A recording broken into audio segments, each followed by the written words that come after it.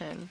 As you noted, the tourist flow between Russia and China is gradually growing. With the introduction of a visa-free regime, the number of mutual trips has significantly increased, and in 2025 exceeded 2.4 million.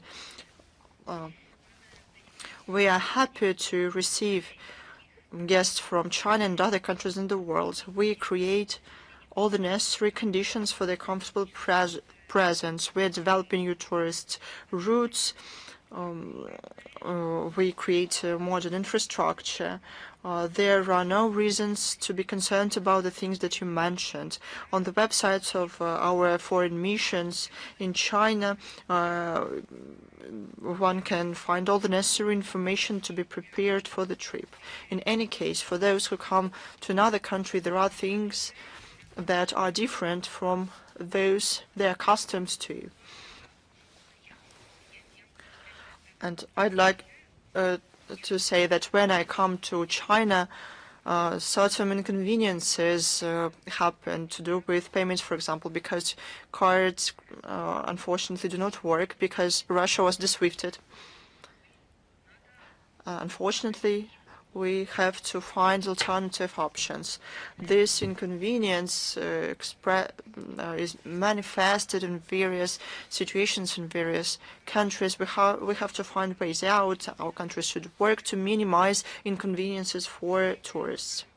And despite the fact that for many years people have been using cards, now I come to China. Unfortunately, I mostly go there on business trips, not for tourist purposes. If there is a need to pay for something, if I have to go somewhere outside the hotel, I have to do like our parents did. I have to change money in the exchange offices. And of course, this does not reflect the modern technological achievements. This is an opportunity to see what we can do for the tourists from our country so their presence is more comfortable. But let us finish on the positive note. Both in Russia and China, there are a lot of wonderful places, and I'm sure that learning more about traditions and culture of each other will facilitate strengthening humanitarian foundation of our relations, our friendship. I'm always happy to meet our Chinese friends. Welcome to Russia. We have a wonderful tradition. It appeared a couple of years ago, but it has come to be an important part of this important part of our year. I mean, the celebrations of the Chinese New Year. It gives an opportunity with love and hospitality to show these traditions in Moscow. Moscow is an open platform for interesting cultural experimentations, and this experiment was very successful in my opinion. Traditionally, Chinese New Year takes place in Moscow, and it's a huge event. We will be happy to see Chinese tourists in Russia as well, and Russian tourists in Moscow at the events to do with the Chinese culture. Equally as wonderful, the Russian Muslims holiday takes place in China, and I think you know that already. I think it is also a wonderful tradition here.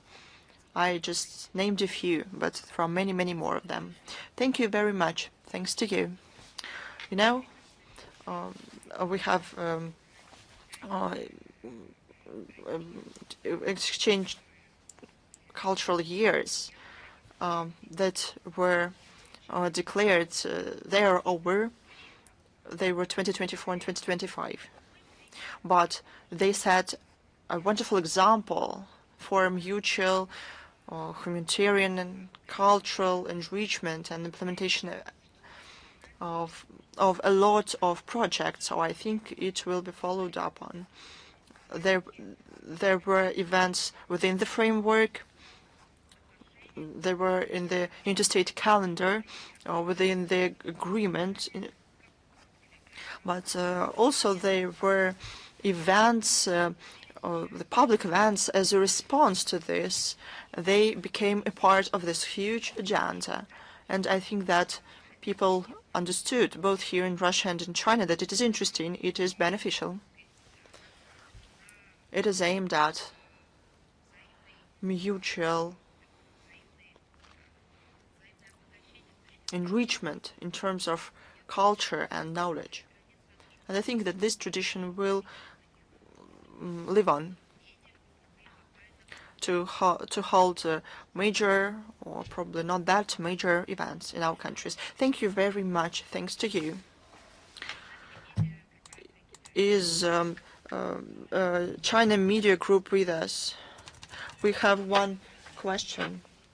You already commented on the situation with Greenland and the US in the first part of the briefing. Nevertheless, Donald Trump recently said that that the US is going to introduce 25% tariffs on any countries that trade with Iran. What does Russia think about this, the use of unilateral sanctions against sovereign countries? Are we going to change our cooperation with Russia's cooperation with Iran in key spheres, for example, in energy? This question was commented on in detail by our Minister Sergei Lavrov. He said, and I'm not going to cite, I think that you got to know that, and I will provide a link to this quote in the text of the briefing. Russia does not recognize, does not accept that, and we will continue with this approach. Our cooperation with Iran is beneficial. We are committed to cooperation in various spheres, including in energy. We will continue developing cooperation with all interested states based on our national interest. We won't be guided by the threats and blackmail of third countries. Thank you. Is Rita with us? Do you have any more questions, Rita? Yes, indeed. Good afternoon. Rita is here. We have questions still, though you partly commented on them. Question 1. It's about Greenland. Donald Trump is quite stubborn in saying that if the US won't take control of Greenland, it will be seized by Russia or China. It is not about the activities of Russia or China, but about the intention. What can you say about these words? First of all, I already commented on them. Second, why don't you want to ask the US president? Why don't you ask this question to all the European Union and the Western Europe? Only because Russia and China are mentioned here.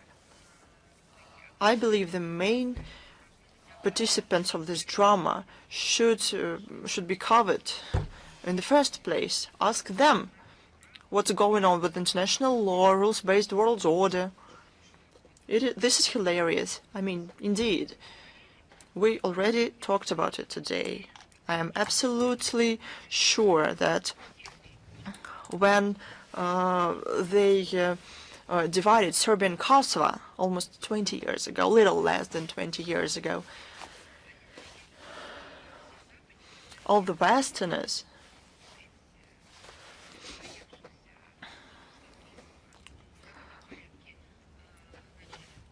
after they did not go to the UN Security Council, though they started a parade of recognizing Kosovo as a sovereign state, the whole EU proudly added one more star to their flag.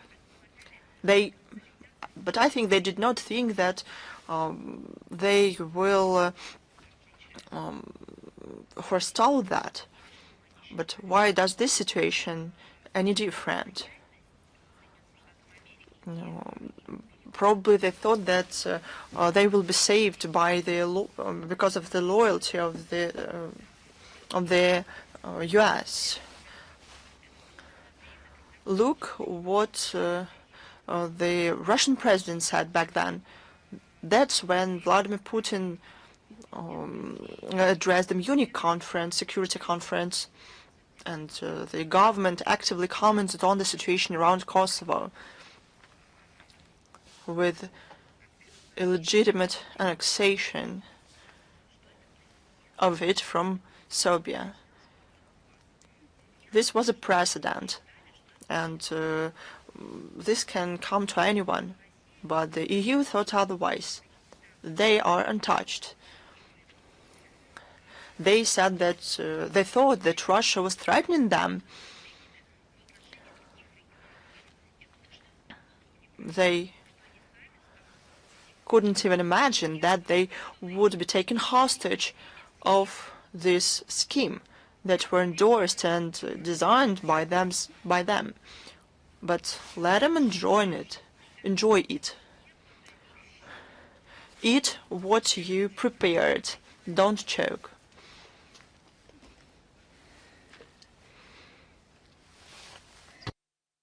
Thank you for this commentary. I have another question. It is quite multidimensional, but I would say that the previous one was not very specific.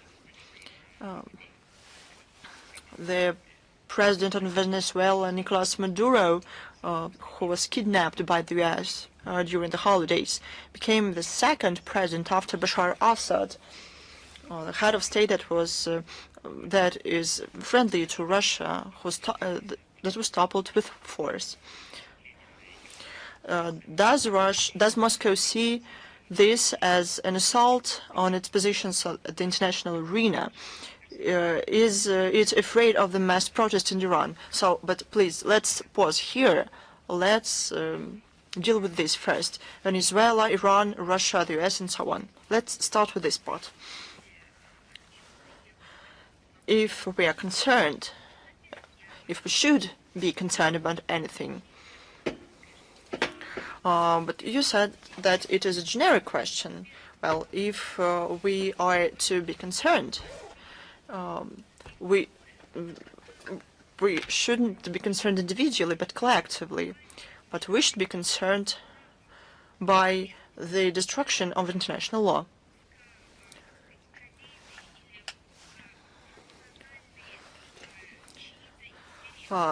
Some national vested interest shouldn't play a role here. Steps are taken every day that change our personal plans, our public plans. Every second something is going on. But such actions destroy the international legal system. What does this mean? Let's say as it is. Just like with Kosovo, that was seized, that was taken away from Serbia illegally. The strategy is now applied to Greenland and Denmark. Inside this coalition, I'm not talking about the global majority here, within the collective minority, with the Western minority, they don't have a pillar, the basis, so that these processes are stopped in the legal framework or to be settled legally. all those who said that the situation in Kosovo was unacceptable. These countries have something to rely on, and now we're talking not about the violation of somebody's agreements, union commitments, and so on. We are talking about the global undermining of the legal system. When there was an outrage about the situation in Crimea and Donbass that ostensibly Russia acts illegitimately, we refer to international law that said about the will of nations, the right for self-determinations, and these references are not only theoretical, they are practically applied. This happens within the international law, probably as any other law. The provisions of the international law provide for various interpretations. There's no doubt about it, but this is a basis. Now the territories are divided, and countries are divided without any reference to any international legal provisions and norms. That's what I'm talking about. That's what is going on with the interference into internal affairs and coup d'etats. No references to international law, the UN Charter, the conventions and treaties signed by anyone. They're not cited, they're not referred to. Listen to Kaya Kallas, as you mentioned Iran. She said that they need, and Ursula von der Leyen said the same thing, that they need to increase the level of sanctions pressure to make people in Iran even more turbulent, which will lead to coup d'etat. And they said that directly. The interests of all those who believe that international law should be respected. The rights of these people are violated. But the international law was a sphere that gave a chance to the world, to countries, to negotiate, to agree with each other on legal grounds, to bet not only on force, on the possibility to trick someone with force and some other things, and to rule the world. Without law, there is no democracy. Today, this is a threat to everyone who believes that democracy is the best system, because democracy can be applied not only within states. Democracy, as it is declared, including in the West, they are the perfect system. It should be demonstrated in the international. So how can we talk about democracy in international relations where there's no legal system? Democracy is based only on laws. Because in order to define quorum, majority, or consensus, you need to have a law, not just an ability to count. Yes. If you don't mind, the second part of my second question. If the tensions are escalated in Iran, what help can Russia provide to Tehran? I believe that I answered to this question in my comment to your Chinese colleagues. Thank you very much, Madam Zakharova. So let's move on. Is France Press with us? Madam Zakharova, good afternoon. We have a similar question. So the most important that it would be similar because it coincides somehow with the previous question and not because you got some questions from somewhere.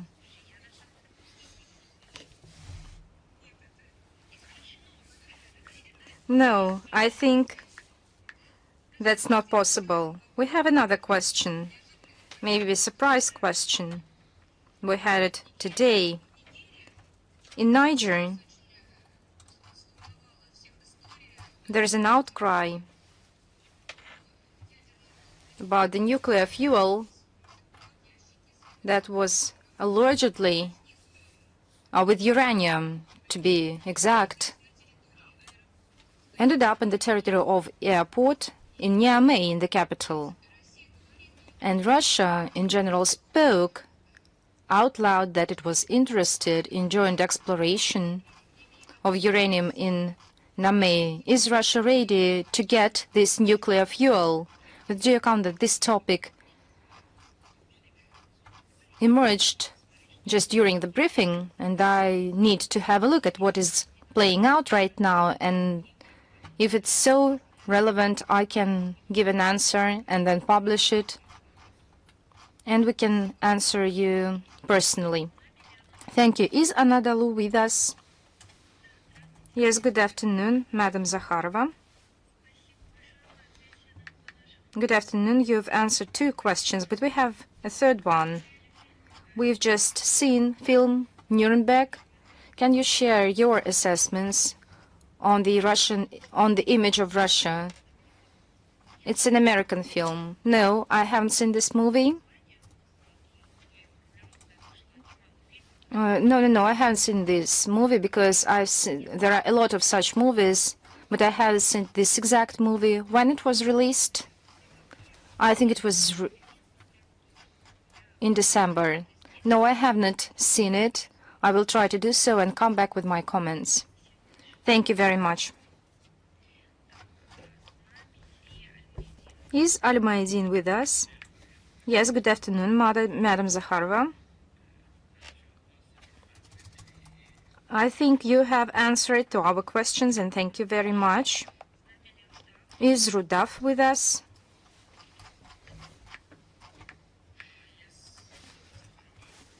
Thanks a lot for your time. And I have 3 questions, but you have already answered one of them. And I will start with my second question. Over the past year, the Damascus forces or their affiliated groups have reportedly attacked Druze, Alawites, and Kurdish neighborhoods in Aleppo. There are reports that these attacks might continue in other areas. What's Russia's position on these attacks, particularly the most recent one targeting Kurdish neighborhoods in Aleppo? I would like to say that, of course, we were concerned about the developments playing out in Aleppo and this escalation, and we prioritize ensuring security of civilians and their protection. Of course, attacks on them is not tolerated by Russia. We are persuaded that the path towards a long-term, sustainable and robust normalization in Syria lies through negotiation with the participation of all ethnic communities of the Syrian society. And we believe that it is of principal importance to respect the sovereignty and territorial integrity of Syria, and the recent events confirm that the relevance of the task of the agreements on reintegration of the Euphrates region signed in March 2025 between Syria and the Syrian Democratic Forces leadership. Is that in your discussions with Iraqi and Turkish officials, have you addressed security cooperation? Is Russia seeking to develop security cooperation with them, particularly through the sale of Russian weapons and new technologies? We are in a close contact both with Turkey and Iraq on a wide range of issues of mutual interest, including regional and country security. So let me end up with this, if you don't mind. Thank you very much. We are moving on. Is Pakistan media doing News Pakistan with us? Pakistan, thank you for taking my question. I have one question today. Iran says that the recent unrest inside the country is supported by the United States and Israel. There are also reports that the United States may be preparing some kind of action against Iran. Does Russia think that the United States may try something similar to what it did in Venezuela? How does Moscow view the current situation around Iran? Let me start by the second part of your question, and I've answered it today on many occasions. And we have statements published at the website of the Minister of Foreign Affairs, and our Foreign Minister, Sergei Lavrov, expanded on this topic just a day ago. As for the first part of your question about the attempts of the U.S. against Iran,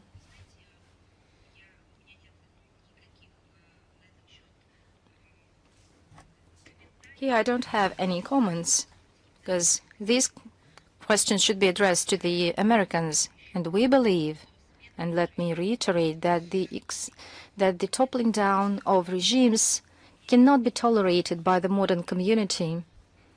Moreover, taking into account, if we are speaking about the respect for the UN Charter, here it's about the sovereign state of Iran, with powerful democratic values and traditions, respecting democracy and history, their own history.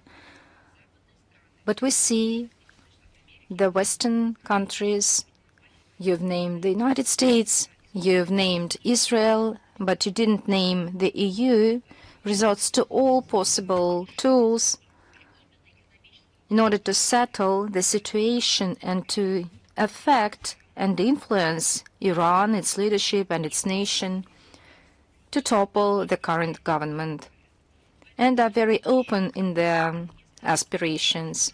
I don't know if there are other plans. You need to address these questions to them. I think it's crystal clear that they weaponize economy, social and economic situation in order to pursue illegitimate coup d'etat. And that's what they are doing. I believe that no country in the United Nations has a right to resort to these tools and techniques if they respect the UN Charter. Thank you very much. Let's move on. Is Newsru with us? Good afternoon, Madam Zakharova. It came out that many questions are interconnected today. The U.S. President Donald Trump, I don't insist on your question,